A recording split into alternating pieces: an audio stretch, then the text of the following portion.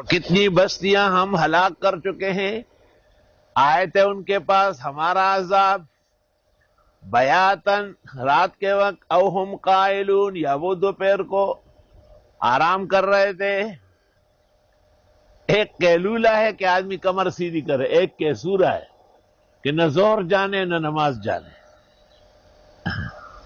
تو اصل میں عذاب اس لمحے کو دیکھتا ہے کہ جس لمحے میں انسان غافل ہو، انسان ذاکر و شاغل ہو تو عذاب مشکل ہو جائے.